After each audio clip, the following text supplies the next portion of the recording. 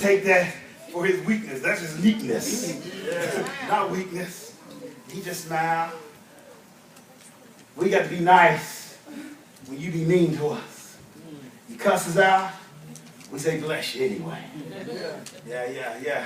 You ball up your fist, we shake your hand. Come on, somebody. In spite of however you react to us, we got to let God be shined in us. You don't hear me. I remember my first church. Can I talk about my first church real quick? This is in Campbellsville. Go to church and they're fighting in church. I mean, fighting in church. I ain't talking about, I'm talking about juke joint fighting.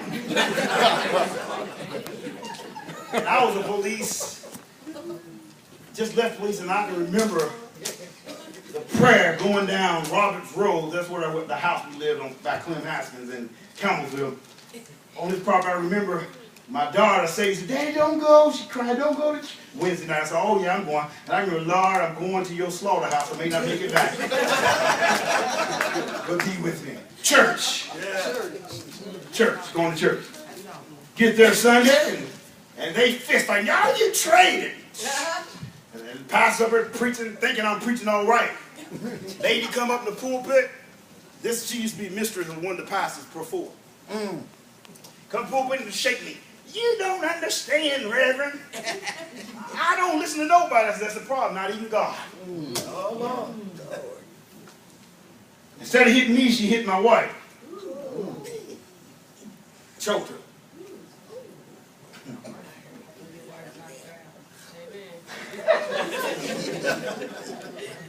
But what I say is that you want us to react a different way than you react. And we hold up to God's hand that God will make a way. The story goes, I can laugh at it now. I told my wife, "Don't do that. God will make a way." She said, "Well, Michelle made this way."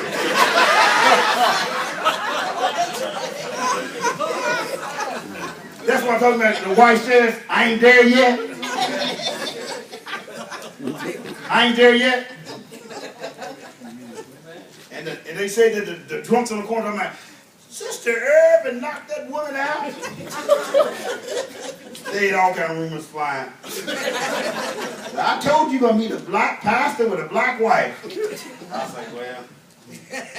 But I say that to say that God has given us strength as pastors to be strong when you're not strong. You show weakness in your eyes and your family think it's right. But if we did that, oh Lord, oh yeah. I can see you now. If we fall by fists and whack you, that'll be the talk of the century. Reverend Irvin hit that deacon. And didn't say that deacon smacked him first. You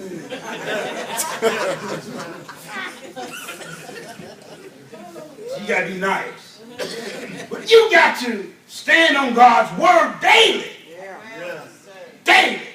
That the people may see God in you. That they may understand that there's something different about you.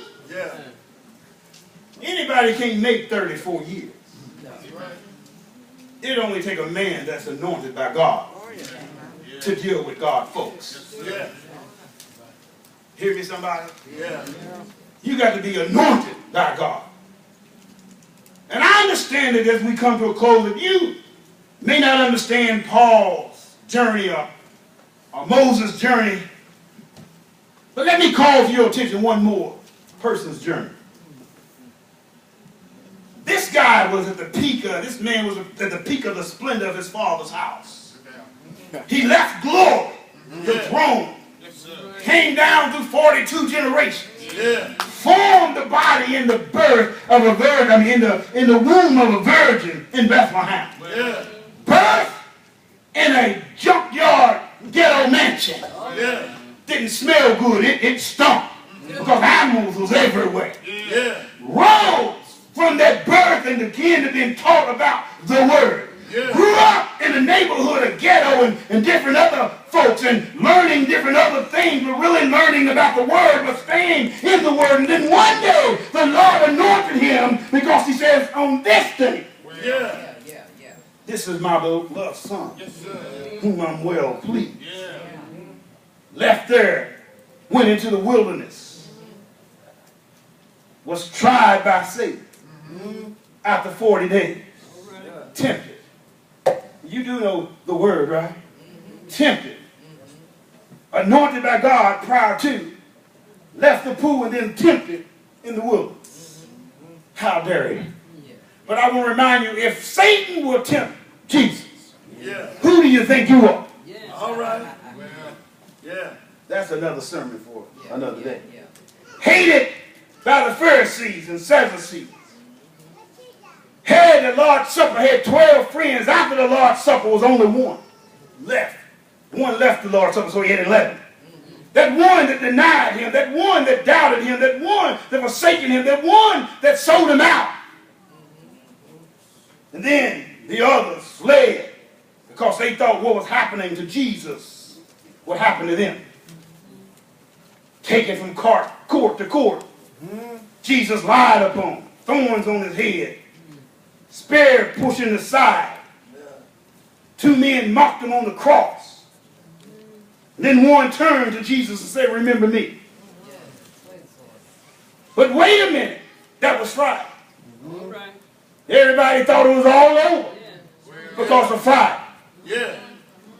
The sun went in on Friday. All the church folks began to cry because they thought it was over because it was Friday.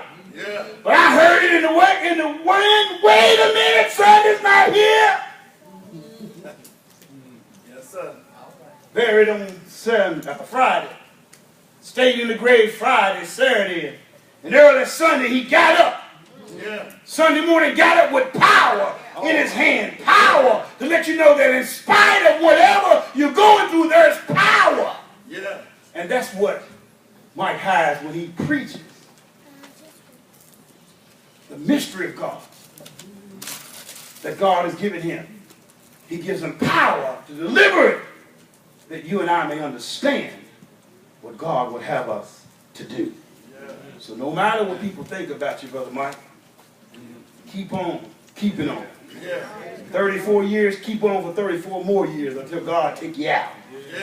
Keep on until you say, Lord, I think it's time. But sit down, but keep on. Thank you, children. Continue supporting your father. Continue supporting your husband, Sister Brenda. Continue holding on to God's hand. Continue, church, supporting the first family. Be there when your pastor needs you. Don't let him call to see where you've been. Call and see how he's doing. You got to wait till Sunday to see him. Call him on Tuesdays and love. Pastor, I know you just left me 2 days ago, but I'm just checking on you. Every now and then he loves to hear from you. More than hearing the gossip. Just say encouragement. We just thank you. The doors of the church are open. Amen.